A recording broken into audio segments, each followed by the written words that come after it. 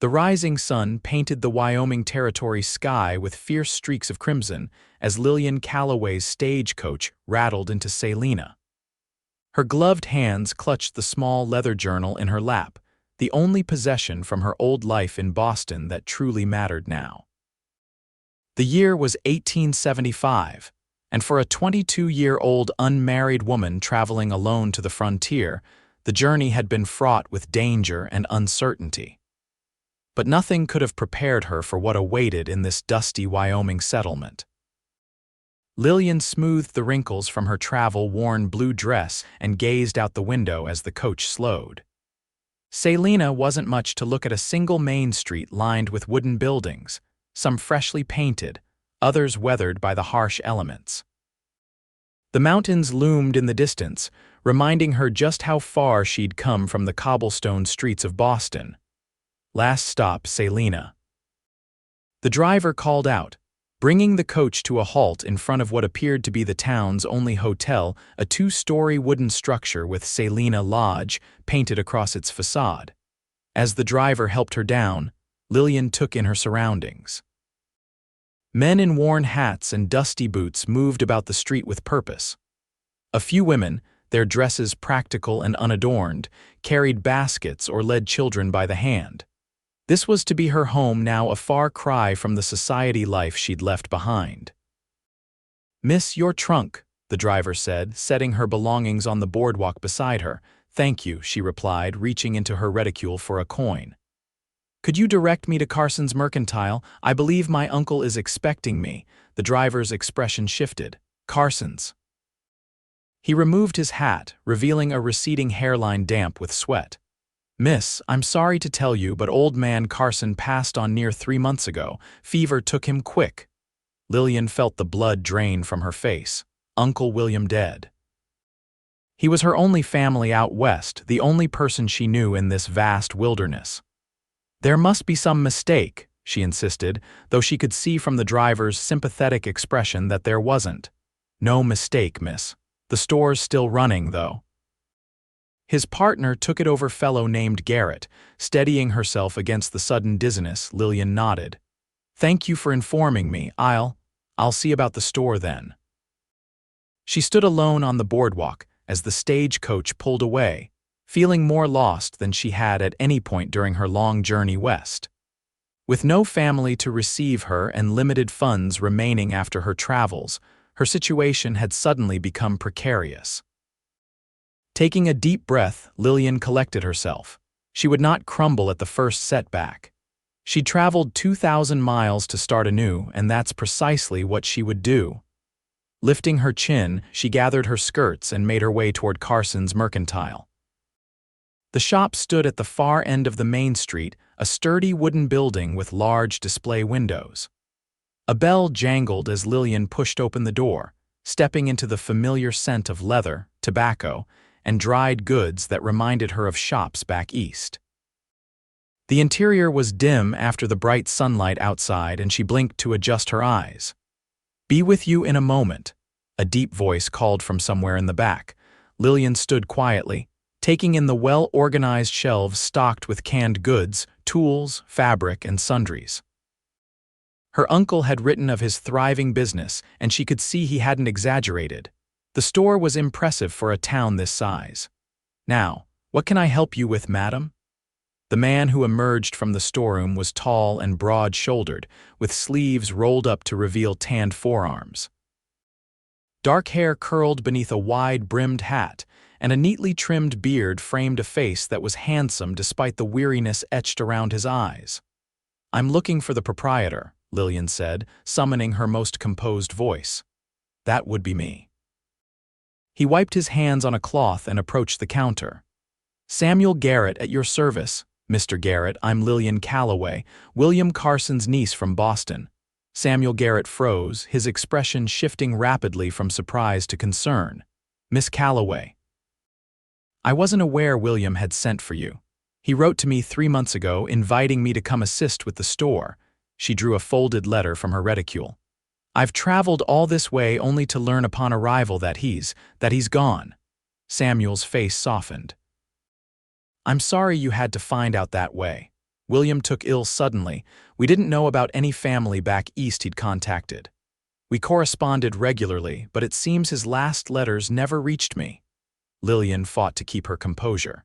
He was my mother's brother and my only remaining family. Samuel studied her for a long moment. You've come a long way for nothing, Miss Calloway. That's a hard blow. Indeed. Lillian looked around the store that should have been her sanctuary. I suppose I'll need to find employment and lodging elsewhere in town. Employment might be hard to come by for a woman alone, Samuel said bluntly. And Salina isn't Boston. It can be a rough place. I'm tougher than I appear, Mr. Garrett. The hint of a smile touched his lips.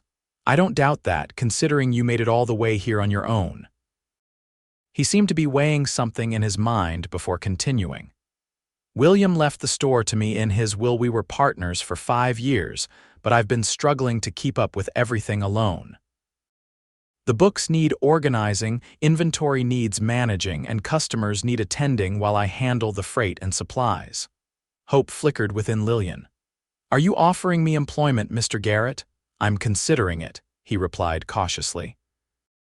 William spoke highly of your education and business sense. Said you helped your father with his accounting before he passed. That's correct. I'm also skilled with correspondence and inventory management. Samuel nodded slowly.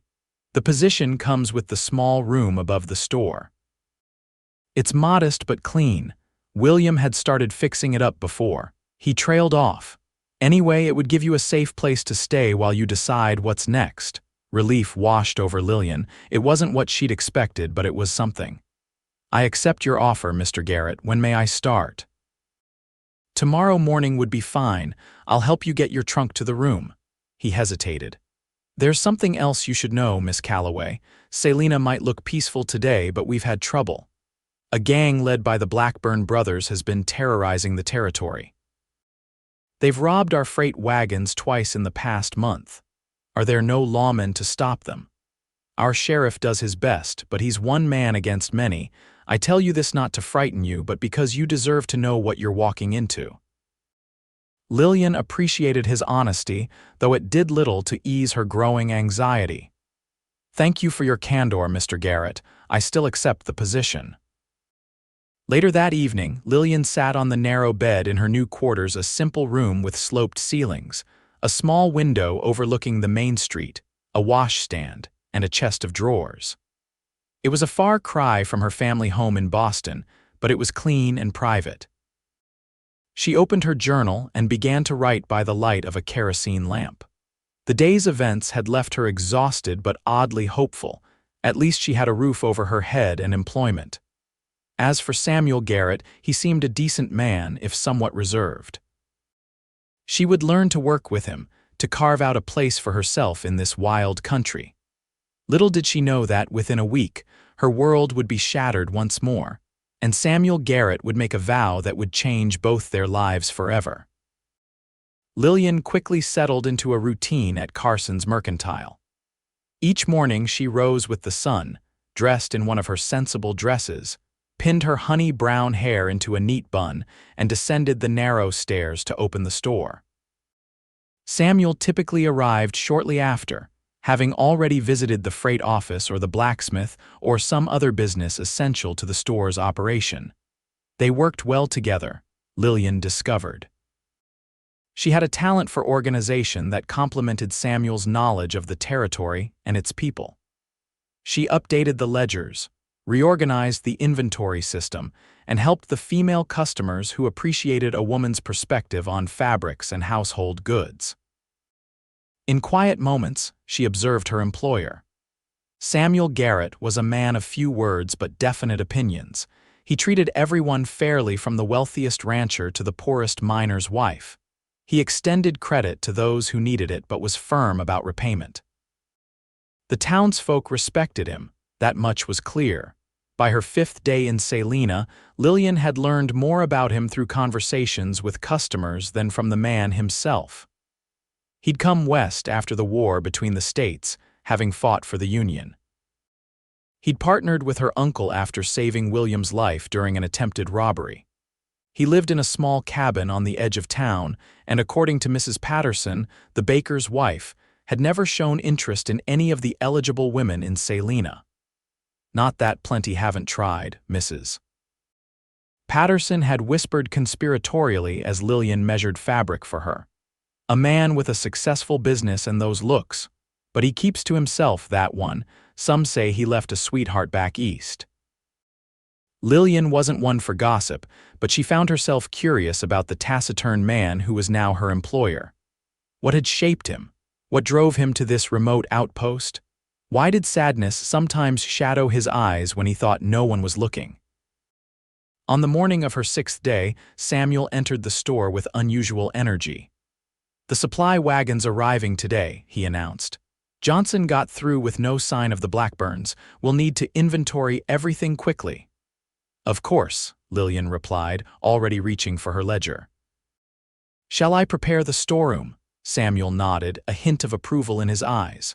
"Already learning the routine, I see." "I'm a fast learner, Mr. Garrett." The supply wagon arrived mid-morning, driven by a weathered man named Johnson who greeted Lillian with courteous reserve. She supervised the unloading while Samuel inspected each crate and barrel. It was hard work, but Lillian found satisfaction in it. For the first time since her parents' deaths, she felt useful again. As they worked side by side checking inventory, Samuel seemed to relax slightly. "William would be pleased with the improvements you've made to the ledgers," he remarked. "Took me days to make sense of his system." "Thank you," Lillian said, surprised by the compliment. "My father always said good bookkeeping is the foundation of any successful business." "Your father was right." Samuel paused, then added, "William spoke of your parents' passing. Typhoid, wasn't it?" "Yes, 3 years ago. They fell ill within days of each other." Lillian kept her voice steady, though the memory still pained her. "I was fortunate that Uncle William offered me a place here. Boston held, too many memories." Samuel nodded, understanding in his eyes. "The West is good for new beginnings."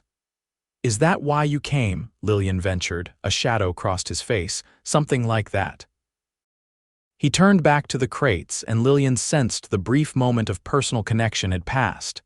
That evening, after closing the store, Samuel surprised her. "Miss Calloway, would you care to join me for supper at the hotel dining room to discuss business?" he added quickly. Lillian accepted, changing into her best remaining dress, a deep green wool that brought out the gold flecks in her hazel eyes. At the hotel, they were shown to a corner table by a window overlooking the now quiet street. The dining room was simple but clean, with white cloths on the tables and a vase of wildflowers on each. "I wanted to discuss expanding our dry goods section," Samuel explained as they waited for their food. "The settlement's growing and more families are arriving. Women need fabrics, notions, household items. I've noticed several customers asking for items we don't carry," Lillian agreed. "Perhaps we could order samples before committing to large quantities." Their discussion flowed easily as they ate. For the first time, Lillian saw Samuel truly animated as he shared his vision for the store. He had ambitious plans, adding a section for better quality furniture that could be ordered from catalogs, expanding their selection of tools and farming implements, perhaps even hiring another clerk as the town grew. "You've given this considerable thought," Lillian observed. "This store was William's dream first," Samuel replied. "He believed Salina would grow into something significant. I intend to honor that belief." "It's admirable," Lillian said sincerely. "I think Uncle William would be pleased with your stewardship." Something flickered in Samuel's eyes, gratitude, perhaps, or relief. "I hope so. He was a good man, the closest thing to family I had out here." The admission surprised her. "You have no family nearby?" "None at all. My parents are long gone, and my only brother died at Antietam." "I'm sorry," Lillian said softly. "It seems we're both alone in the world." Samuel studied her for a moment, his expression unreadable. "Perhaps that's why William thought we'd work well together. He mentioned you in his last days, said I should write to you if I needed help with the store." "I didn't get the chance before." He didn't finish the thought. As they walked back to the store in the gathering twilight, Lillian felt a shift between them, not friendship exactly, but a mutual understanding. They were two solitary souls united by their connection to William Carson and their determination to honor his legacy. "Thank you for supper, Mr. Garrett," she said as they reached the store's entrance. "Samuel," he corrected. "If we're to be business partners of a sort, you might as well use my given name." "Then you must call me Lillian," she replied with a small smile. He nodded, the brim of his hat shadowing his eyes. "Good night, Lillian. Lock up behind you." She watched him walk away, his tall figure disappearing into the darkness. For the first time since arriving in Salina, Lillian felt a sense of belonging beginning to take root. The following morning dawned with an unusual bustle in town. Lillian noticed the activity as she opened the store, men gathering in small groups, their expressions grave, the sheriff moving purposefully down the street. When Samuel arrived, his face was grim. "The Blackburns hit the Reynolds ranch last night," he said without preamble.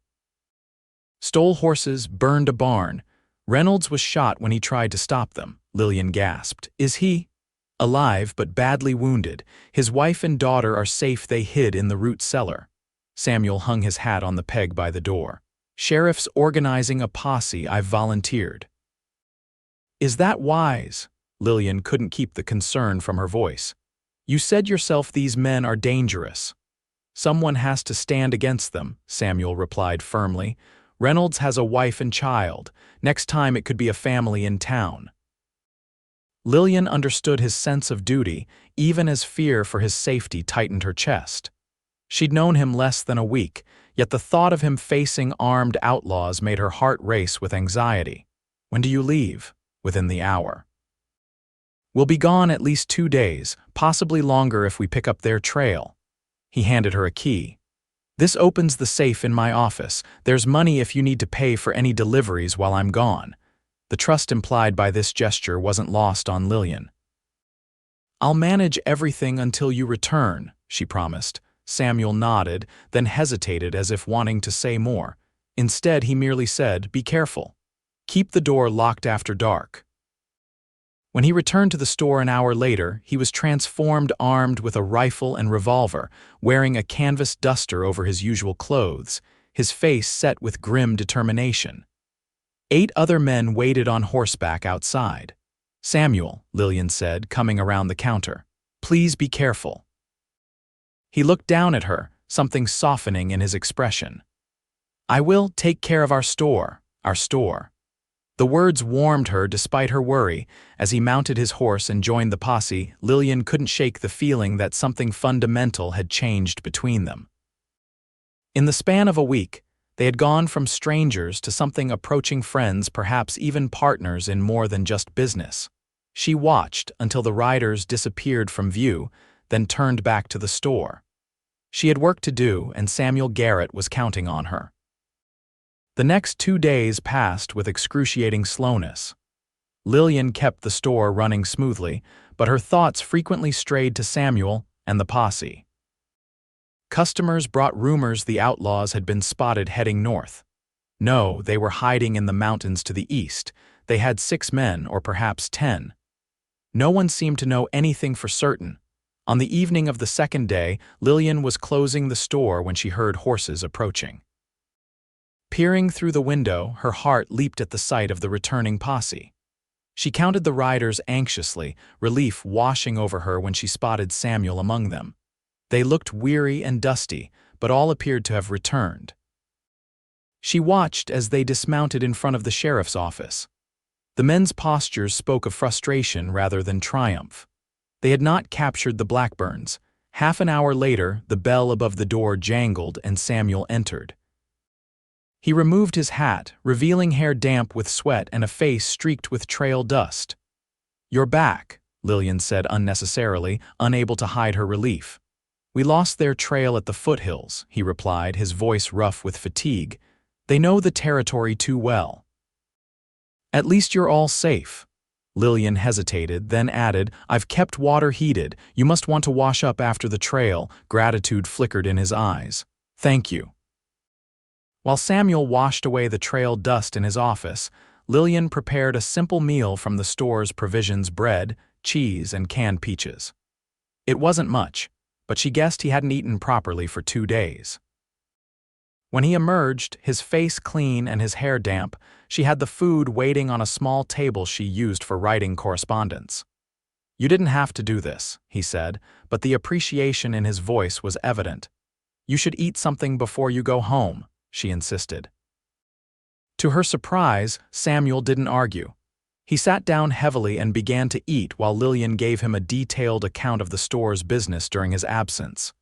"You've managed everything perfectly," he said when she finished. "William was right about you. What did my uncle say?" A faint smile crossed Samuel's tired face. "That you had more business sense than most men he knew, and twice the determination." Lillian felt warmth rise to her cheeks at the unexpected praise. "Uncle William always did exaggerate. I don't think he was exaggerating at all." Samuel's gaze held hers for a moment longer than necessary before he looked away. "I should let you retire for the evening. You must be tired." "Not as tired as you must be after 2 days in the saddle." As he stood to leave, Samuel suddenly staggered slightly, catching himself against the counter. "You're hurt," Lillian exclaimed, noticing for the first time how he favored his left side. "It's nothing. My horse stumbled on some rocks. I took a fall." But when Lillian insisted on seeing the injury, Samuel reluctantly opened his shirt to reveal angry bruising across his ribs. "This needs to be wrapped," she said firmly. "Sit down." To her surprise, he complied without argument. Perhaps he was simply too exhausted to resist. Lillian retrieved bandages and liniment from their medical supplies and set to work, trying to maintain a professional demeanor despite her awareness of his proximity and the warmth of his skin beneath her fingers. "You've done this before," Samuel observed as she worked. "I assisted our family physician during the war," Lillian explained. "Many of Boston's doctors went to the front, so those who remained needed help. A shopkeeper's daughter with medical training. You're full of surprises, Lillian Calloway." She secured the bandage and stepped back. "That should help with the pain, but you should rest tomorrow. The store will be fine for 1 day. I can manage." When he looked ready to protest, she added, "Consider it doctor's orders." A smile tugged at the corner of his mouth, the first real smile she'd seen from him. "Yes, madam." After Samuel left, Lillian climbed the stairs to her room, her mind replaying the events of the evening. Something was changing between them, a growing trust, a deepening connection. It both excited and frightened her. She'd come to Salina expecting to work alongside her uncle, to rebuild her life quietly in this frontier town. She hadn't expected to find herself increasingly drawn to a man like Samuel Garrett, a man with shadows in his past and danger in his present. As she prepared for bed, Lillian wondered what the coming days would bring. The Blackburns were still at large, the threat they posed still looming. And Samuel would undoubtedly face that danger again when the time came. The thought sent a chill through her that had nothing to do with the night air. True to his word, Samuel rested the following day, though he appeared briefly in the afternoon to check on things at the store. Lillian noticed he moved more easily. The wrapping had helped his ribs, but fatigue still shadowed his eyes. Over the next 2 weeks, life in Salina settled into a rhythm. The store prospered under their joint management, with Samuel handling the purchasing and freight while Lillian maintained the books and customer relations. To Lillian's surprise, she found herself genuinely enjoying the work and her growing connection to the townspeople. She began to recognize the regulars' Mrs.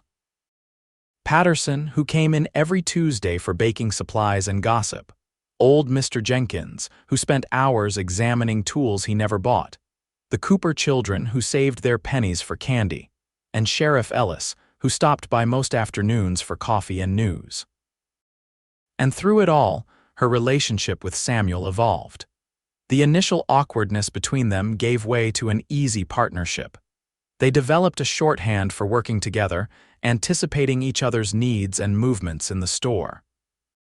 When Lillian suggested rearranging the fabric display to catch more light, Samuel not only agreed but spent an evening building new shelves to her specifications. In quiet moments, they shared more of themselves. Samuel spoke of his childhood in Pennsylvania, his years as a surveyor before the war, his dreams of perhaps someday having a ranch of his own outside of town. Lillian told him about growing up in Boston, her love of books, the devastation of losing both parents so suddenly. "I still miss them every day," she admitted one evening as they sat on the store's small back porch after closing, watching the sunset paint the distant mountains gold and crimson.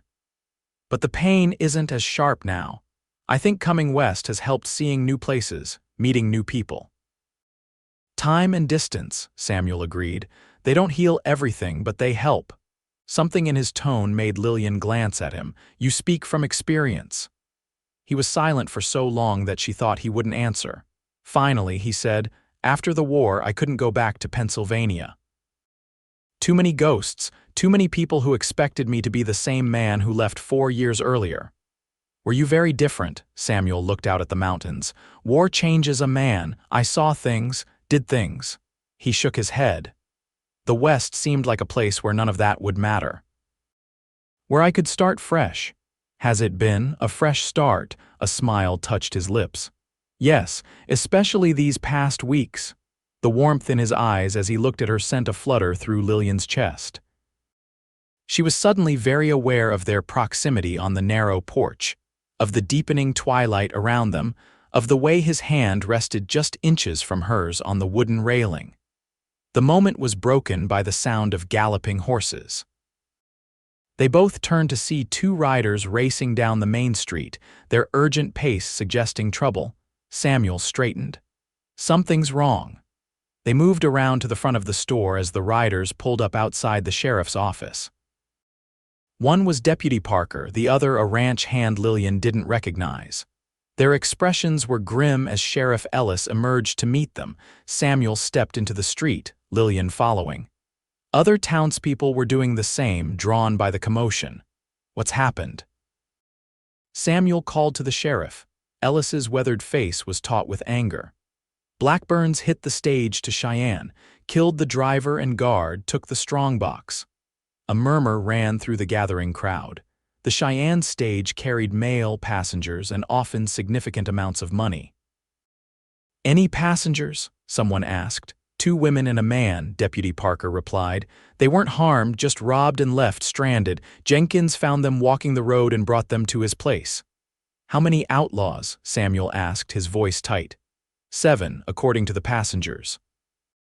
"Led by Jedediah Blackburn himself." Lillian felt a chill at the name.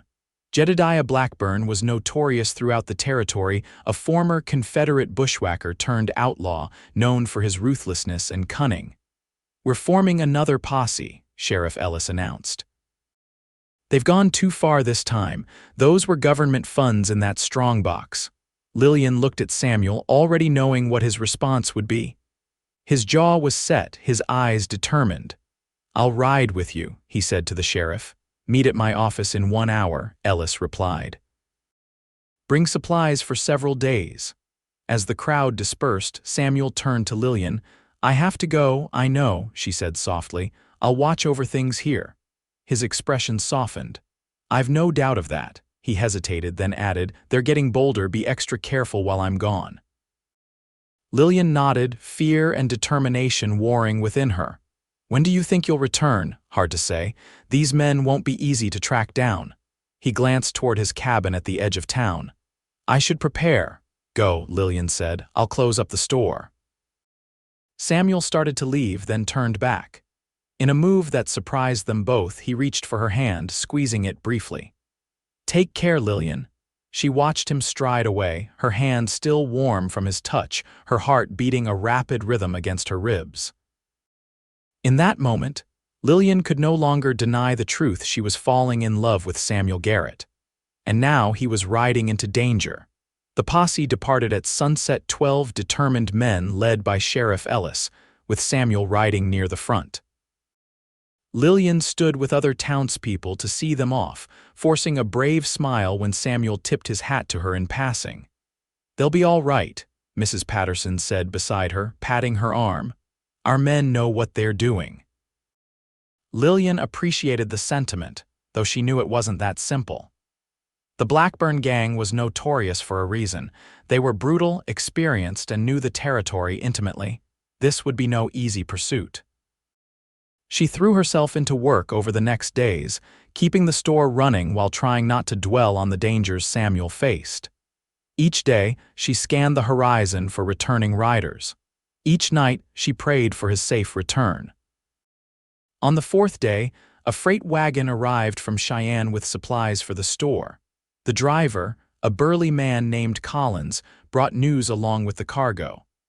Posse caught up with 2 of the Blackburn gang yesterday, he told Lillian as she checked the delivery against her inventory list. There was a shootout near Medicine Bow. The Outlaws were killed, but not before they wounded one of the posse. Don't know who. Lillian's hand stilled on her ledger. Do you know if they're continuing the pursuit? Collins nodded. Word is they tracked the rest of the gang heading toward the Big Horns. Sheriff Ellis sent a messenger to Fort Laramie requesting military assistance. The news did little to ease Lillian's worry. If anything, it intensified. A shootout already with casualties. And now they were pursuing the remaining outlaws deeper into wild country. That evening, as she was preparing to close the store, the door opened to admit a young woman Lillian recognized as Sarah Reynolds, daughter of the rancher who had been wounded in the Blackburn's earlier attack. At 19, Sarah was one of the few women near Lillian's age in the area. Miss Calloway, Sarah greeted her. I hope to catch you before you closed. Pa asked me to settle our account. Of course. How is your father recovering? Much better, thank you. Sarah handed over the money owed. He's up and about now, though Ma won't let him do much yet. As Lillian recorded the payment, Sarah added hesitantly, No word from the posse yet. Lillian glanced up. You've heard about it too, Sarah nodded. Everyone has. The Blackburns have terrorized this territory for too long. She paused. I saw Mr. Garrett ride out with them. You must be worried. The perceptiveness of the observation caught Lillian off guard. We're business partners. Of course I'm concerned for his safety. Sarah smiled knowingly. Miss Calloway, I may live on a ranch, but I'm not blind. The way he looks at you when you're busy with customers. Lillian felt heat rise to her cheeks. I'm sure I don't know what you mean. Of course you don't, Sarah replied, amusement dancing in her eyes. Just like you don't watch for him every time the door opens. Unable to formulate a suitable denial, Lillian changed the subject. Would you like some tea before you head back to the ranch? It's getting late. Sarah accepted, and soon they were seated in the small back room Lillian used as an office, cups of tea steaming before them. The younger woman's company was a welcome distraction from Lillian's worries. How long have you lived in Salina? Lillian asked. Since I was 12. Pa brought us out from Missouri after the war, said there was nothing left for us there. Do you miss it? Sarah considered. Sometimes. But I love the openness here, the mountains, the sky. There's a freedom to this place that gets in your blood. Lillian understood. Despite her initial misgivings, she too had fallen under Wyoming's spell. The vastness of the landscape, the fierce beauty of the mountains, the sense of possibility that seemed to permeate the very air. Will you stay in Salina? Sarah asked, now that your uncle is gone. It was a question Lillian had asked herself repeatedly over the past weeks. I think so, she answered honestly. There's nothing waiting for me in Boston, and here I have the store a purpose. And Samuel, her heart whispered, though she kept that thought to herself. Their conversation continued until dusk began to fall. As Sarah prepared to leave, she hesitated by the door. Miss Calloway, Lillian, if you ever want company or need help at the store while Mr. Garrett is away, please let me know. It's lonely sometimes, being one of the few young women in the area. Touched by the offer of friendship, Lillian smiled warmly. I'd like that very much, Sarah, and the same goes for you. You're always welcome here. After Sarah departed, Lillian locked up and climbed the stairs to her room, feeling less alone than she had in days. She had made a friend, found purpose in her work, begun to carve out a place for herself in this community. If only Samuel would return safely, she could truly begin to imagine a future here. Another 3 days passed with no word from the posse.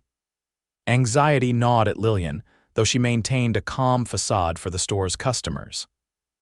The townsfolk were kind, offering reassurances and sharing what news they had. But the uncertainty was wearing. On the morning of the 8th day since the posse's departure, Lillian was arranging a new shipment of fabric when the store door burst open. Deputy Lewis, who had remained behind to watch over the town, stood in the doorway, his expression grave. "Miss Calloway," he said, removing his hat. "You need to come to the doctor's, now." Lillian's heart lurched. "Is it Samuel?" "The posse has returned. Some of them are injured." "Mr. Garrett asked for you." Relief that Samuel was alive mingled with fear over his condition.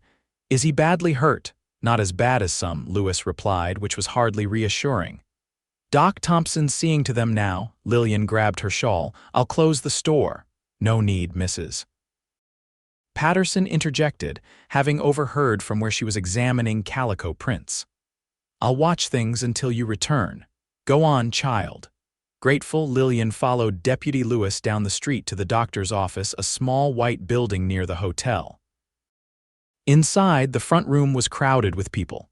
Sheriff Ellis sat in a chair, his arm in a sling, giving an account of the pursuit to several townsmen. 2 other posse members occupied a bench, one with a bandaged head, the other with his leg propped up. "Where is he?" Lillian asked, scanning the room anxiously. "Back room," Ellis answered, nodding toward a closed door. "Doc's with him now." Lillian moved toward the door, but the sheriff's voice stopped her. "Miss Calloway, you should know it was a hard fight. We cornered the Blackburns in a canyon. They ambushed us." The gravity in his tone sent fear coursing through her. "How bad is it?" "We lost 3 good men," Ellis said grimly. "Could have been worse if Garrett hadn't spotted the trap in time. He saved a lot of lives." The doctor emerged before Lillian could ask more questions. Thompson was an older man with silver hair and kind eyes behind wire-rimmed spectacles. He nodded to Lillian. "He's asking for you," he said. "Bullet grazed his side and he took a nasty blow to the head. He'll need rest, but he'll recover." "And the others?" Lillian asked. Thompson's expression darkened. "Tending to them next. Go on in, but keep it brief." Lillian entered the back room, her eyes immediately finding Samuel on a narrow examination table. He was shirtless, bandages wrapped around his torso, a smaller dressing on his temple. His face was pale beneath several days' growth of beard, his eyes closed. "Samuel," she whispered, approaching cautiously, his eyes opened, focusing on her with evident relief. "Lillian, you came." "Of course I came." She moved to his side, fighting the urge to take his hand. "The deputy said you asked for me." "The store," Samuel said, attempting to sit up. "I need you to lie still," Lillian ordered, gently pressing him back. "The store is fine. Mrs. Patterson is watching it." He relaxed slightly, though tension still lined his face. "The Blackburns, Sheriff Ellis told me there was an ambush, that you spotted it in time." Samuel's expression darkened with remembered danger. "Not soon enough. We lost Miller Jackson and young Peterson." Lillian's heart sank. She knew all 3 men customers of the store, members of the community. And the Blackburns? 4 dead, including Jedediah. 2 escaped his brothers, Eli and Silas. He grimaced, whether from pain or frustration, Lillian couldn't tell. "They won't stop. They'll want revenge now." "Don't think about that now," Lillian said softly. "You need to rest and heal." Samuel's eyes met hers, intense despite his fatigue. "You need to be careful. The Blackburns will know who rode with the posse. They might target the town, the people we care about." The implication that she was someone he cared about warmed Lillian even as his warning chilled her. "I'll be careful," she promised. "But you can't worry about that now. You need to focus on recovering." Dr. Thompson re-entered, carrying fresh bandages. "Time's up, Miss Calloway." "My patient needs rest." "I'll come again tomorrow," Lillian told Samuel, reluctant to leave him. He caught her hand as she turned to go. "Thank you," he said simply, his fingers warm around hers. Lillian squeezed his hand gently before releasing it. Rest well, she murmured, and then she was being ushered out by the doctor. Outside in the bright Wyoming sunshine, Lillian took a moment to collect herself. Samuel was alive. Injured, but alive. The relief was so profound it made her knees weak, but his warning echoed in her mind. The danger wasn't over. 2 of the Blackburn brothers had escaped, and men like that didn't forgive or forget. They would be back, seeking vengeance for their brother's death, and when they came, Samuel, still recovering from his wounds, would stand against them again. The thought sent fear coursing through her. As she walked back to the store, Lillian realized something with perfect clarity. She could no longer pretend that her feelings for Samuel were simply those of a business partner or friend. In those moments of fearing for his life, the truth had become undeniable: she loved him. Whether he felt the same, whether anything could come of these feelings, those were questions for another day. For now, she would focus on helping him recover and keeping the store running. The rest would have to wait. Over the next week, Samuel's condition improved steadily. Unable to return to his cabin while recovering, he stayed in a room at the hotel, with Lillian visiting daily to bring meals and update him on the store's business. To her surprise, he proved to be a difficult patient, restless and frustrated by his enforced inactivity. "I should be back at work," he insisted when Lillian brought him lunch on the 3rd day.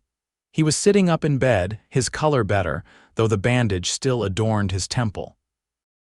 "I'm perfectly capable of sitting behind a counter." "Dr. Thompson said at least a week of rest," Lillian reminded him, setting down the tray of food, "and I've managed the store alone before." Samuel's expression softened. "You've done more than manage it. Monthly receipts are up 15% since you arrived." Pleased by his recognition, Lillian smiled. "Then you have nothing to worry about. Eat your lunch." To her amusement, he complied, though not without a grumbled comment about feeling useless. As he ate, Lillian updated him on recent business: a large order from the Peterson Ranch, a new shipment of tools expected from Cheyenne, Mrs. Patterson's request for specialty fabric for her daughter's wedding dress. "You enjoy it, don't you?" Samuel observed. "The store, the customers, being part of the community." Lillian considered. "I do, more than I expected to. In Boston, I helped my father with his business, but it was different, more formal, less personal. Here, I know everyone who walks through the door. I know their families, their needs." "And they know you," Samuel added. "The town's taken to you, Lillian. People trust you." His words warmed her. "I've come to care for them too, for Salina." She hesitated, then added softly, "for you." The admission hung in the air between them, more significant than either was ready to acknowledge. Samuel's eyes held hers for a long moment before he looked away, clearing his throat. "About the store," he said, changing the subject. "I've been thinking about expanding the building next spring. Adding a proper storeroom in back would free up space for more merchandise." Lillian allowed him the retreat, understanding that neither of them was ready to confront what was growing between them.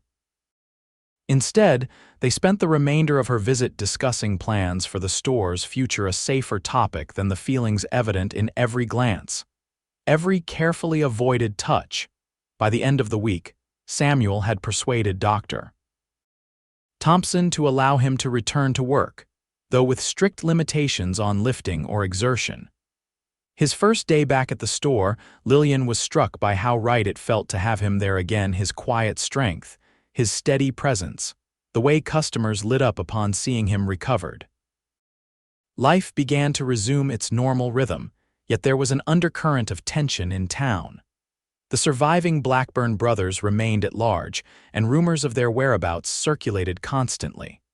Additional guards were posted on incoming freight wagons and stage coaches. Men traveled in groups rather than alone. Women kept children close to home. Sheriff Ellis stopped by the store regularly, often conferring with Samuel in low tones. From fragments of conversation Lillian overheard, she gathered that the lawman expected the Blackburns to return not to rob, but to exact revenge on those who had killed their brother and companions. "They'll come for those who rode with the posse," Ellis said one afternoon. "That's their way, personal, vindictive. They won't let it go." Then we'll be ready, Samuel replied grimly. I won't live in fear of outlaws, Sheriff. Their conversation troubled Lillian deeply. Samuel was still recovering from his wounds. He was in no condition to face more violence. Yet she knew him well enough now to understand that he wouldn't back down, wouldn't hide, wouldn't abandon the town he'd helped build. That evening, after closing the store, they sat on the back porch as had become their custom. The September air held a hint of autumn crispness, and Lillian had wrapped a shawl around her shoulders against the cooling breeze. "You're worried," Samuel observed, his eyes on her profile. Lillian didn't deny it. "The Blackburns? Everyone says they'll return." "They might," he acknowledged. "Or they might decide Wyoming is too dangerous for them now and move on to Colorado or Montana." "But you don't believe that?" Samuel was silent for a moment. "No, I don't. Men like the Blackburns don't retreat, they strike back." Lillian turned to face him, unable to keep the fear from her voice. "And you'll face them again when they do, if necessary. You're still healing. Well enough to do what needs doing." His expression softened at her obvious concern. "Lillian, I've faced worse odds. During the war." "This isn't the war," she interrupted. "This is Salina, our home. It's supposed to be safe." The word "our" slipped out unintentionally, but Samuel didn't seem to notice. He was looking out at the darkening mountains, his expression distant. "No place is truly safe," he said finally. "I learned that lesson years ago. But we can make it safer by standing against men like the Blackburns." Lillian understood his conviction, even admired it, but it didn't ease her fear. "I just don't want to lose you," she admitted softly. Samuel turned to her, surprise and something deeper flickering in his eyes.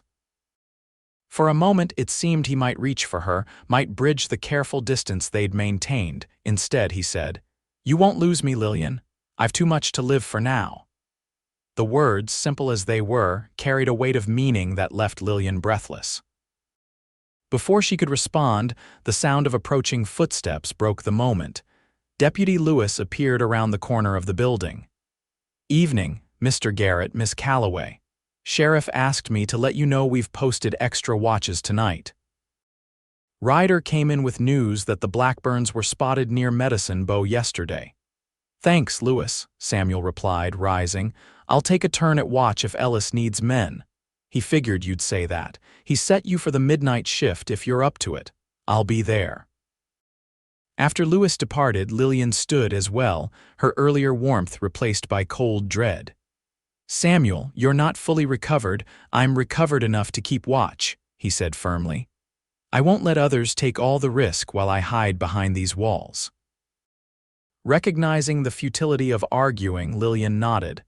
"Then I'll have coffee waiting when you finish your shift." His expression softened. "You don't need to do that." "I want to," she replied simply. Later that night, unable to sleep with Samuel standing watch somewhere in the darkness, Lillian sat by her window, gazing out at the quiet town. Salina slumbered beneath a canopy of stars, peaceful despite the threat that loomed over it. Lamplight glowed from the sheriff's office, and occasionally she glimpsed the silhouette of a watchman moving along the street. She thought about how dramatically her life had changed in just a few short weeks. From a lonely existence in Boston to this frontier town where she'd found purpose, friendship, and unexpected as it was love. For she did love Samuel Garrett. Not in the fluttering, romantic way she'd once imagined love would feel, but in a deeper, more substantial way. She loved his quiet strength, his unwavering sense of duty, the gentleness that existed alongside his toughness. She loved the way he treated everyone with respect, the way he worked with his hands, the rare smile that transformed his serious face. Whether he returned, those feelings remained uncertain. There were moments when she thought he might, the way his eyes followed her across the store, the protective concern in his voice when he spoke of danger, the almost touch on the porch earlier. But Samuel was a complex man, shaped by experiences Lillian could only begin to understand. The war had left its mark on him, as had whatever had driven him west afterward. He kept parts of himself carefully guarded, and Lillian respected those boundaries, even as she hoped someday he might lower them. As midnight came and went, she kept her vigil by the window, watching for any sign of trouble, any indication that the Blackburns had returned to exact their revenge. The town remained quiet. The night passed slowly. When dawn finally broke, painting the eastern sky with pink and gold, Lillian saw Samuel walking toward the store, his rifle slung over his shoulder. Relief washed over her at the sight of him, whole and unharmed after his watch. She hurried downstairs to put on coffee as promised. When he entered the store through the back door, looking weary but alert, she had a steaming cup waiting. "Anything happen?" she asked, handing him the coffee. "All quiet," he replied, setting his rifle aside and accepting the cup gratefully. "No sign of trouble. That's good news." Samuel studied her over the rim of his cup. "Did you sleep at all?" Lillian shook her head. "I couldn't, not with me out there," he finished, understanding in his eyes. "I'm fine, Lillian, it was just a watch." "This time," she said softly. He set down his cup and stepped closer. "Lillian, look at me."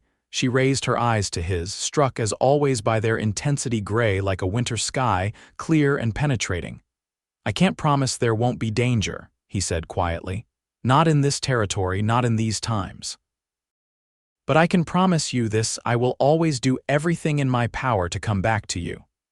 The words, spoken with such conviction, brought tears to Lillian's eyes.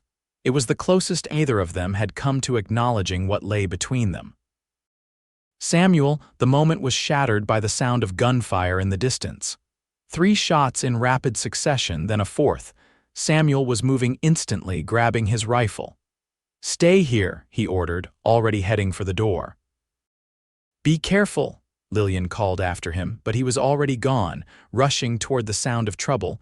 More shots rang out, a full exchange of gunfire now. Lillian moved to the store's front window, her heart pounding against her ribs. Down the street, she could see men running toward the livery stable at the edge of town, where the shooting seemed to be centered, the Blackburns. They had returned, just as everyone feared. For the next 15 minutes, sporadic gunfire continued. Lillian remained at the window, straining to see what was happening, every shot sending a jolt of fear through her. Was Samuel in the middle of it? Was he hurt? Killed? Then, abruptly, the shooting stopped. The sudden silence was almost more frightening than the gunfire had been. Minutes crawled by with no sign of what had occurred. Lillian was about to disregard Samuel's order to stay put when the store door opened. She whirled, hope rising, but it was Sarah Reynolds who entered, her face pale. "Lillian, are you all right?" "I'm fine," Lillian replied. "But Samuel," he ran toward the shooting. "Do you know what's happened?" Sarah nodded, catching her breath. "The Blackburn brothers tried to sneak into town before dawn. Deputy Parker spotted them near the livery and raised the alarm. There was a shootout." She hesitated. "And?" Lillian prompted, dread coiling in her stomach. "Ellie Blackburn is dead. Silas is wounded but alive. They're taking him to the jail. Sheriff Ellis was hit in the leg." "And Samuel?" Lillian's voice was barely above a whisper. Sarah's expression was grave. "He was shot, Lillian. They've taken him to the doctors." The world seemed to tilt beneath Lillian's feet. "How bad is it?" "I don't know. I came to find you as soon as I heard." Without another word, Lillian grabbed her shawl and rushed from the store, Sarah close behind. They hurried down the street toward the doctor's office, where a small crowd had gathered outside. Pushing through the onlookers, Lillian burst into the front room. Dr. Thompson looked up from where he was examining Sheriff Ellis's leg. "Miss Calloway, where is he?" Lillian demanded, her voice breaking. The doctor nodded toward the back room, the same one where she'd visited Samuel after the posse's return. "In there. I haven't had a chance to see him yet. Parker and Lewis brought him in just a few minutes ago." Lillian moved toward the door, but Thompson called after her. "He was conscious when they brought him in. That's a good sign." Taking a deep breath, Lillian entered the back room. Samuel lay on the examination table, his shirt open to reveal a bloody bandage hastily applied to his upper chest. His eyes were closed, his face ashen. "Samuel," she whispered, rushing to his side, his eyes opened, focusing on her with evident effort. "Lillian, you should be at the store. The store can wait." She took his hand, no longer caring who might see or what they might think. How bad is it? Bullet caught me high in the shoulder, he managed. Went through, I think. Relief washed over her a through-and-through wound to the shoulder, while serious was far from the worst outcome. Dr. Thompson will be in soon. He's seeing to Sheriff Ellis first. Samuel nodded weakly. Ellis. Took a bullet meant for me. Silas Blackburn had me in his sights. Ellis pushed me aside. Then I'm grateful to him, Lillian said fervently. What happened exactly? Blackburn slipped into town before dawn, Samuel explained, his voice growing stronger as he spoke. Must have been watching, waiting for the night watch to change. Parker spotted them near the livery and fired a warning shot. They returned fire. Sarah told me Ellie Blackburn is dead, Samuel nodded grimly. Ellis got him. Silas tried to make a run for it, but I cut him off. We exchanged fire. Both hit, he grimaced. Should have been more careful. You should have been in bed, not standing watch, Lillian corrected, though there was no real admonishment in her tone, only relief that he was alive. Dr. Thompson entered, rolling up his sleeves. Sheriff's patched up. Now let's see what we've got here. He nodded to Lillian. You can stay if you're steady. I'll need assistance, and my regular nurse is tending Ellis. Lillian nodded, grateful. I'll help. Over the next hour, she assisted as Thompson cleaned and dressed Samuel's wound. The bullet had indeed passed through the fleshy part of his shoulder, missing bone and major vessels painful but not life-threatening. You're lucky, Garrett, Thompson remarked as he applied the final bandage. An inch lower, and we'd be having a very different conversation. Feels lucky, Samuel replied dryly, though his color was better now that the wound was cleaned and dressed. You'll need rest, real rest this time, the doctor continued. That means staying in bed for at least 3 days, then limited movement for a week after that. No lifting, no riding, no standing watch. Understood, Samuel started to protest, but Lillian interrupted. He understands perfectly, doctor. I'll see to it myself. Thompson's eyes twinkled knowingly. I thought you might. He can return to the hotel once he's rested a bit more here. After the doctor left to check on his other patient, Samuel looked up at Lillian. You don't need to nurse me, you know. You have the store to run. I'll manage both, she replied firmly. Sarah offered to help at the store, and I'm sure others will too. A smile tugged at the corner of his mouth despite his obvious pain. You're a stubborn woman, Lillian Calloway. Yes, I am, particularly when it comes to people I care about. She held his gaze steadily. To people I love. The words hung in the air between them, bold and undeniable. Lillian hadn't planned to declare herself in a doctor's examination room with Samuel wounded and weak, but the morning's events had stripped away any pretense, any hesitation. Life was too uncertain, too fragile to waste on caution and restraint. Samuel's expression shifted, surprise giving way to something deeper. He reached for her hand, his fingers closing around hers. Lillian, he began, his voice rough with emotion. The door opened, and Deputy Lewis entered. Garrett, sheriff wants to see you when you're up to it. Silas Blackburn's talking. Says there are more of their gang camped outside of town. The moment shattered, reality intruding once more. Lillian withdrew her hand reluctantly, though Samuel's eyes remained on her, a promise in their depths. Tell Ellis I'll be there as soon as Thompson says I can move, Samuel replied, his attention shifting reluctantly to the deputy. Will do. Lewis glanced between them, clearly sensing he had interrupted something. Sorry to disturb you, Miss Calloway. After he left, Samuel sighed. It's never simple, is it? No, Lillian agreed softly, but that doesn't change anything, not for me. He looked at her for a long moment, then said quietly, nor for me. It wasn't quite the declaration she'd made, but in Samuel's restrained way, it was just as significant. For now, it was enough. The next few days passed in a blur of activity. With Samuel confined to his hotel room by doctor's orders, Lillian divided her time between running the store and caring for him. Sarah proved an invaluable help, managing the store when Lillian was absent and bringing news from around town. The most significant news came on the second day after the shootout. Silas Blackburn, facing the prospect of hanging for his crimes, had revealed that 3 more members of their gang were camped in the foothills outside Salina, waiting for the brothers' signal to join them in raiding the town. Sheriff Ellis, despite his wounded leg, had organized a group of men to locate and apprehend the remaining outlaws. To Lillian's immense relief, Samuel was in no condition to join them. Instead, he fretted in his hotel room, frustrated by his enforced inactivity. "I should be out there," he insisted when Lillian brought him dinner that evening. "You should be healing," she countered, setting down the tray. "Sheriff Ellis has plenty of men. Ellis is injured himself, and those outlaws won't surrender easily." Lillian sat on the edge of the bed, taking his hand. "Samuel, you nearly died 2 days ago. Can you not see that others might be capable of handling this?" He looked away, but his fingers tightened around hers. "It's not about capability, it's about responsibility. I helped kill Jedediah Blackburn. His men will want revenge.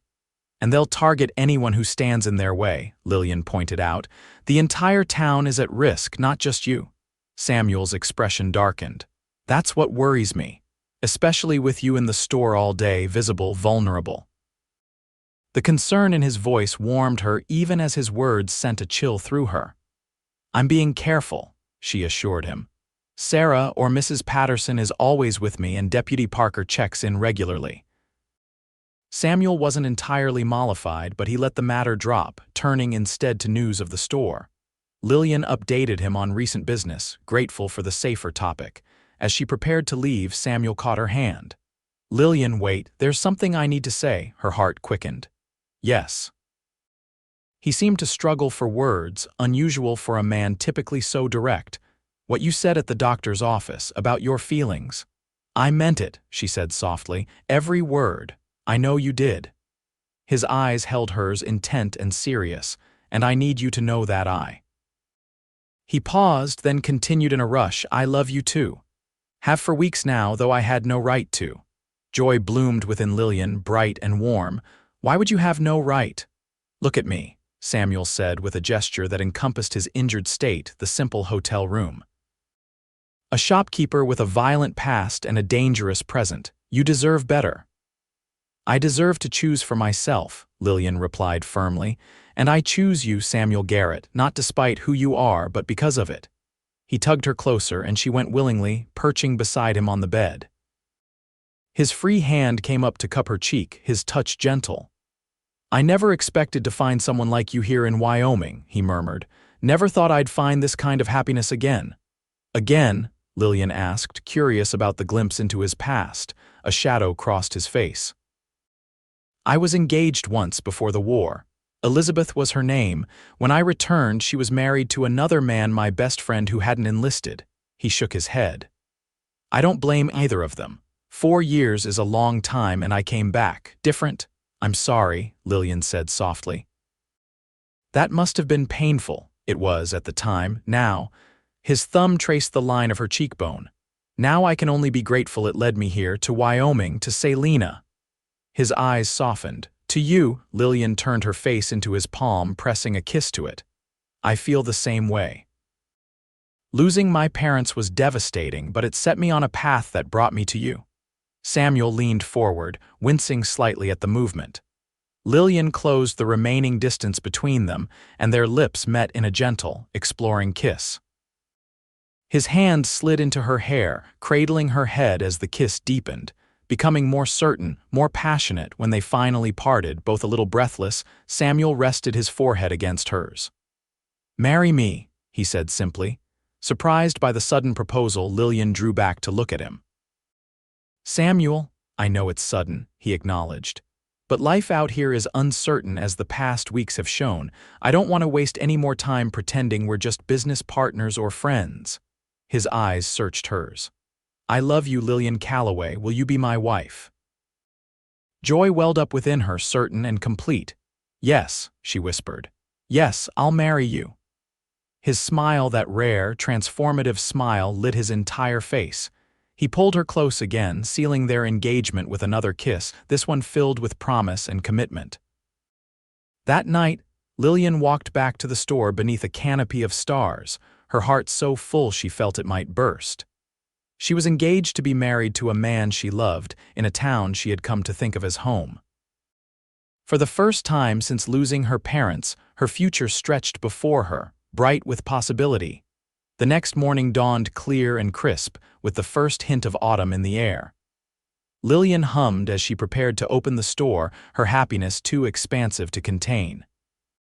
She and Samuel had agreed to keep their engagement private for a few days, at least until the remaining Blackburn gang members were apprehended and the immediate danger had passed.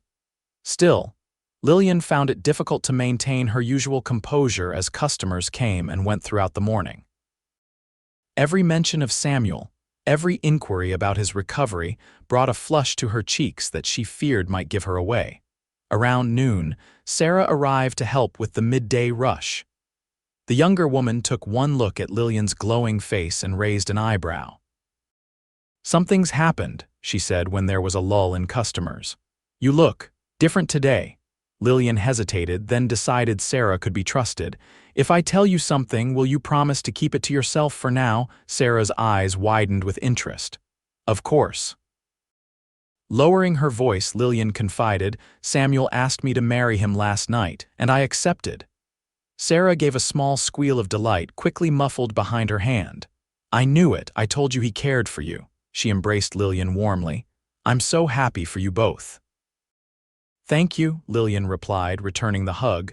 "But please don't mention it to anyone yet, not until things settle down with the Blackburn gang."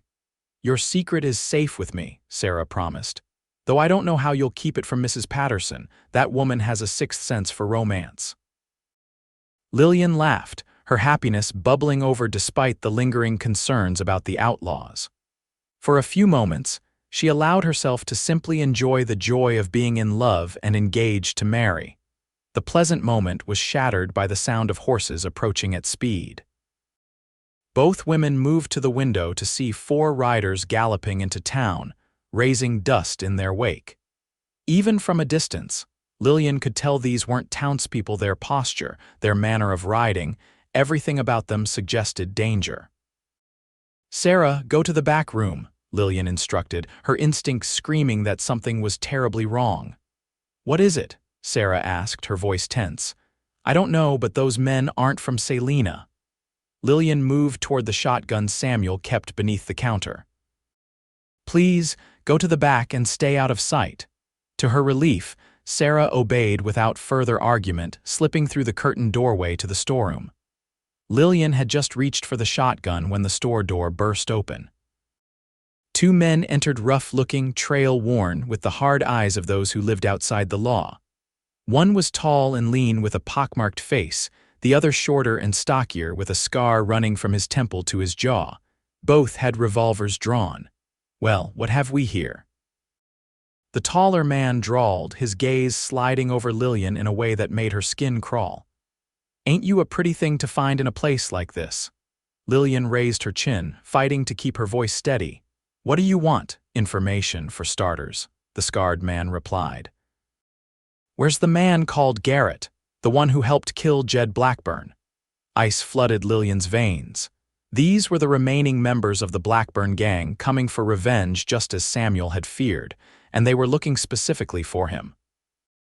"I don't know anyone by that name," she lied, her hand inching toward the shotgun hidden from their view by the counter. The taller man laughed, an ugly sound. "Now that's not very hospitable.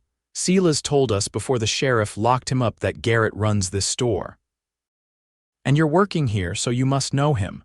"Mr. Garrett is no longer in Salina," Lillian insisted, praying they wouldn't check the hotel. "He left town yesterday." The men exchanged glances, clearly skeptical. "That's so," the scarred man said. "Well, that's disappointing. We came all this way to pay our respects." He gestured with his gun. "Guess we'll have to leave a message for him instead." Understanding their intent, Lillian grabbed for the shotgun, but the taller man was faster. He vaulted over the counter, seizing her wrist in a painful grip before she could reach the weapon. "Now that wasn't smart," he hissed, twisting her arm behind her back. "Looks like we'll have to teach Garrett's woman a lesson about hospitality." "I'm not his woman," Lillian gasped, still trying to protect Samuel even as fear coursed through her. Don't matter, the scarred man said, circling the counter to join his companion. What matters is he'll care when he finds what's left of you. Lillian's mind raced frantically. Sheriff Ellis and most of the able-bodied men were out searching for these very outlaws, not realizing they had doubled back to town. Deputy Parker was likely at the jail guarding Sela's Blackburn. Samuel was injured and unarmed at the hotel. No one was coming to help her. As the scarred man raised his gun, Lillian closed her eyes, a single thought filling her mind. Samuel. She would never see him again, never marry him, never build the life they had just begun to imagine together. The blast of a shotgun shattered the moment. Lillian's eyes flew open to see the scarred man stagger backward, a look of shock on his face as crimson bloomed across his chest. He collapsed to the floor as the second shot rang out, catching the taller man in the shoulder and spinning him away from Lillian. She stumbled forward, turning to see Sarah in the storeroom doorway, Samuel's second shotgun in her trembling hands. "Sarah," Lillian cried, moving toward her friend.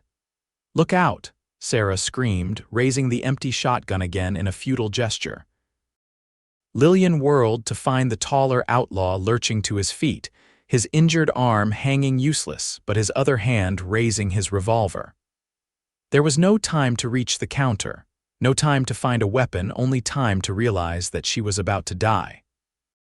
The gunshot was deafening in the confines of the store. Lillian flinched, waiting for pain that never came. Instead, the outlaw's face went slack with surprise. He dropped to his knees, then pitched forward onto the floor, revealing Samuel standing in the doorway, a smoking revolver in his hand. "Lillian," he croaked, his face white with strain and fear. She ran to him as he staggered forward, catching him before he could fall. Blood seeped through his shirt. He had torn his wound open, coming to her rescue. "Samuel, you're bleeding," she gasped, supporting his weight. "Are you hurt?" He demanded, his eyes frantically scanning her for injuries. "Did they hurt you?" "No, I'm fine." Sarah, Lillian looked over her shoulder to where her friend still stood, the shotgun now lowered, shock written across her young face. "Sarah saved me. She shot them from the storeroom." Samuel's gaze shifted to Sarah, gratitude replacing some of the fear in his eyes. "Thank you," he said simply. Shouting erupted outside, followed by more gunfire. Through the store window, Lillian could see the other two gang members engaged in a firefight with what appeared to be Deputy Parker and several townsmen. "We need to get down," Samuel said, pulling Lillian toward the floor despite his injury. "Sarah, get away from the door." The three of them huddled behind the counter as bullets shattered the front window. Lillian clung to Samuel, feeling his heart racing beneath her palm, his breath coming in pained gasps. "How did you know?" she whispered. "How did you know they were here?" "Saw them ride in from my window," he replied grimly. "Recognized them from descriptions Ellis gave. I knew they'd come for me, and I knew you were here alone."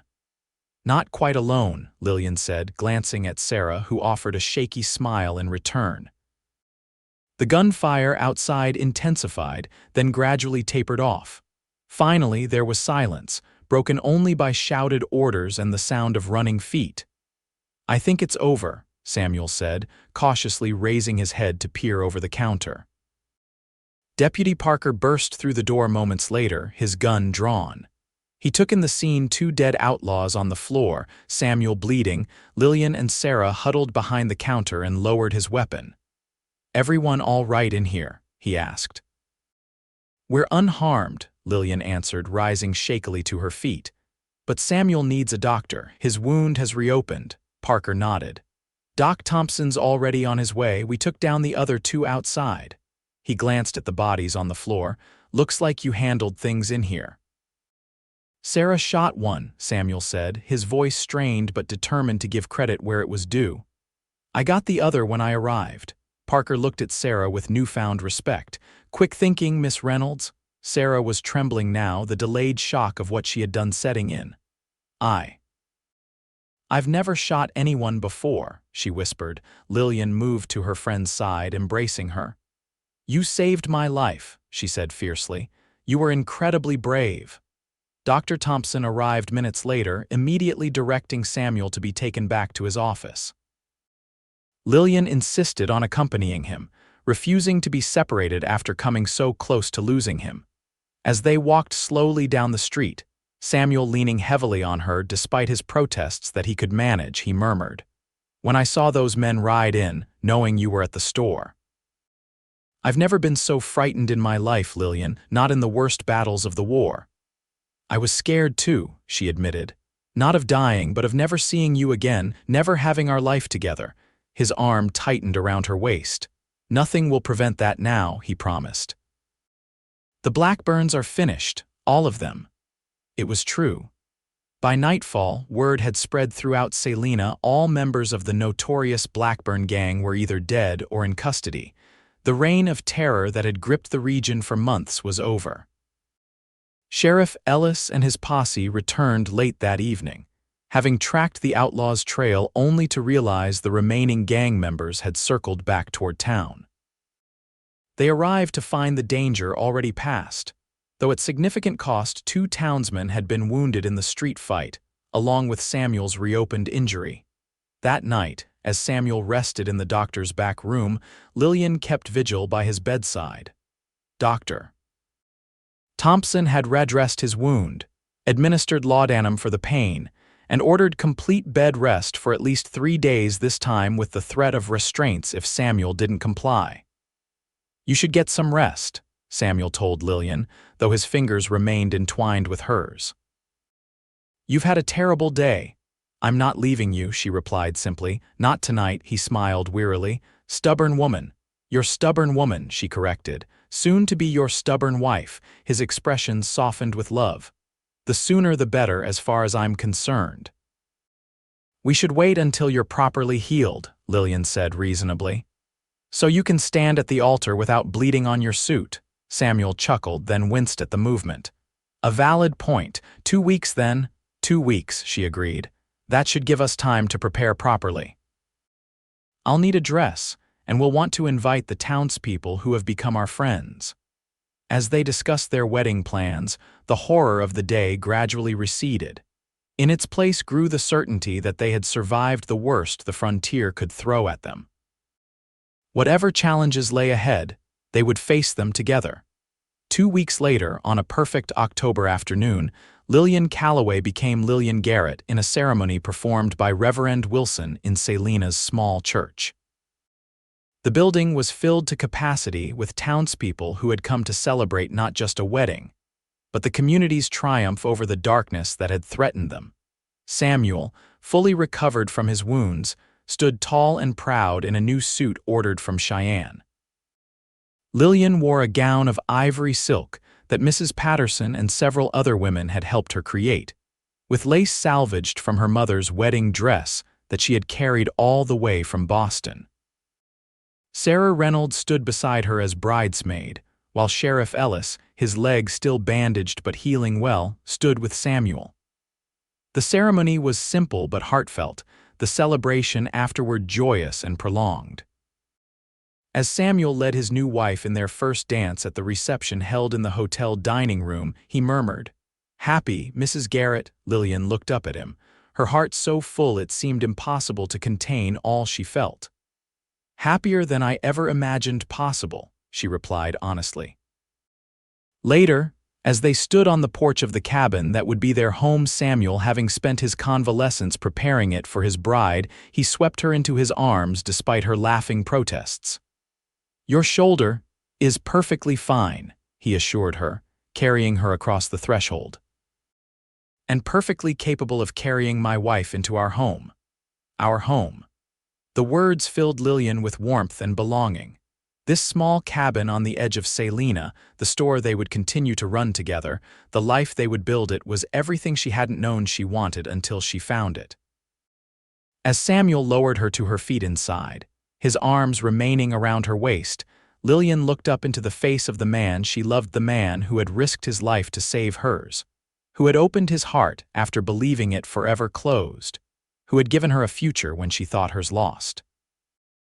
"I love you, Samuel Garrett," she whispered, reaching up to touch his face. "And I love you, Lillian Garrett," he replied, bending to claim her lips in a kiss that held all the promise of their tomorrows. 5 years later, on a warm summer evening, Samuel Garrett sat on the porch of his expanded cabin, watching his 3-year-old son, William, chase fireflies in the yard. Beside him, Lillian rocked their 6-month-old daughter, Emma, who was finally drifting off to sleep after a fussy afternoon. "He has your energy," Samuel remarked, nodding toward their son, who showed no signs of tiring despite the late hour. "And your stubborn determination," Lillian replied with a smile. "He spent 2 hours today trying to stack those wooden blocks higher than his head. Did he succeed?" "Eventually, after numerous collapses and one minor tantrum," Samuel chuckled, reaching over to stroke his daughter's downy head. "And this little one has your beauty.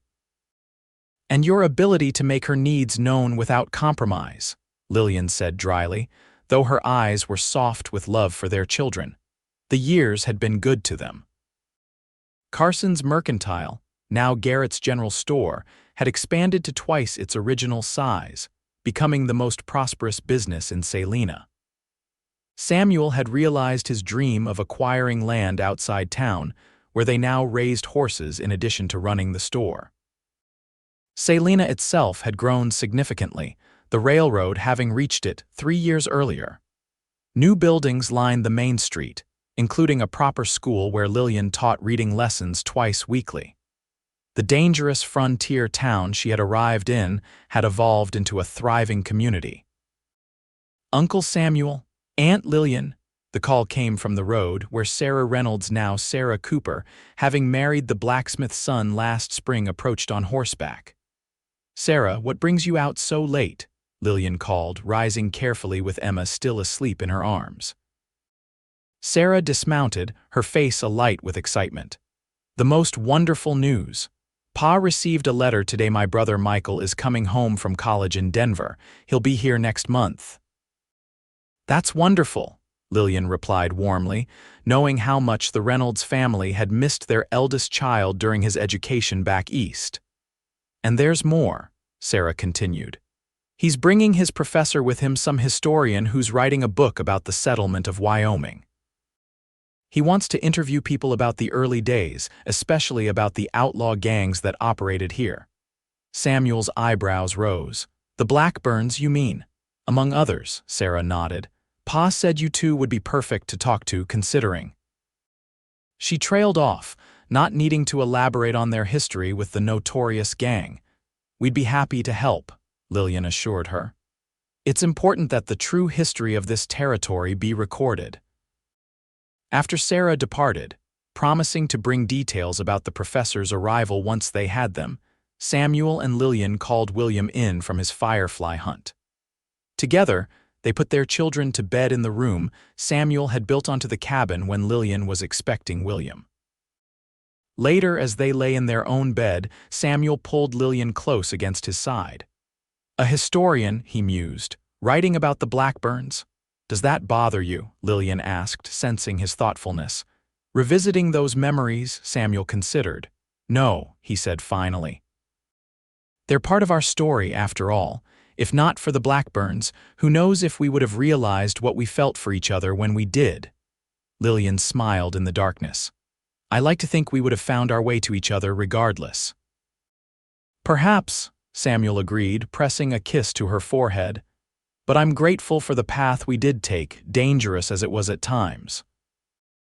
"As am I," Lillian murmured, thinking of all they had built together in the 5 years since that terrifying day when Outlaws had nearly torn them apart before they'd truly begun.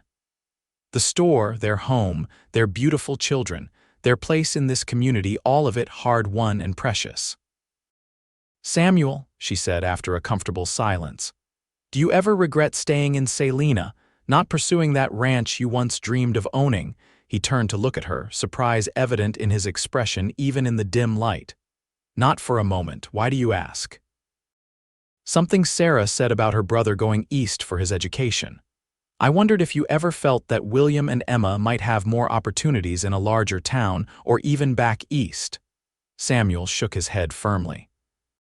Our children have everything they need right here: a loving home, a community that values them, land to roam and explore, honest work to learn. His hand found hers beneath the covers.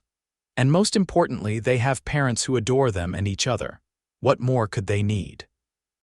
Lillian smiled, reassured. Nothing, you're right. Besides, Samuel added with a chuckle, can you imagine trying to contain William's energy in a city apartment? The boy needs open space to run. Like his father, Lillian observed fondly. Like both his parents, Samuel corrected. Don't think I've forgotten how you insisted on riding out to the Reynolds ranch alone during that blizzard last winter when Sarah was having trouble with her pregnancy. Someone had to go, Lillian said, unrepentant, and you were in Cheyenne picking up supplies. Most women would have sent for help. I'm not most women. Thank God for that, Samuel murmured, pulling her closer. I wouldn't change a single thing about you, Lillian Garrett. As she drifted towards sleep in her husband's arms, Lillian reflected on the journey that had brought her to this moment.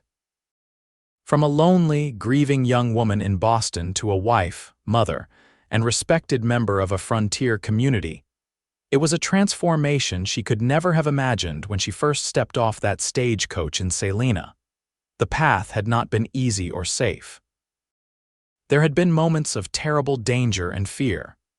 But through it all, she and Samuel had found strength in each other, building a love that had not only endured but deepened with each passing year.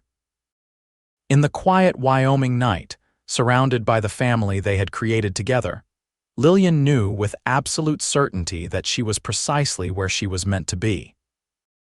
The historian who arrived the following month spent several days interviewing Samuel and Lillian about their experiences with the Blackburn gang. He was particularly fascinated by the final confrontation in the store, pressing for details about how a shopkeeper, his injured future husband, and a young woman from a nearby ranch had managed to defeat some of the territory's most notorious outlaws. It will make a compelling chapter in my book, he assured them, scribbling notes as they spoke. The day the Blackburns met their match in Salina. Samuel shook his head slightly. If you're looking for heroes, sir, you do better to speak with Sheriff Ellis and the men who rode with him. They tracked the Blackburns for weeks, risking their lives to protect this community. But it was you who faced them in that final confrontation, the historian persisted. You who put an end to their reign of terror. We did what we had to do, Lillian said simply. Anyone would have done the same to protect the people they love. The historian smiled knowingly. Perhaps, but not everyone would have succeeded. He closed his notebook.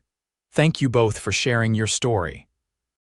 It represents everything I'm trying to capture about the spirit of this territory: the courage, the determination, the unwillingness to surrender to lawlessness and fear. After he departed, Samuel turned to Lillian with a bemused expression. Do you think anyone will actually read his book?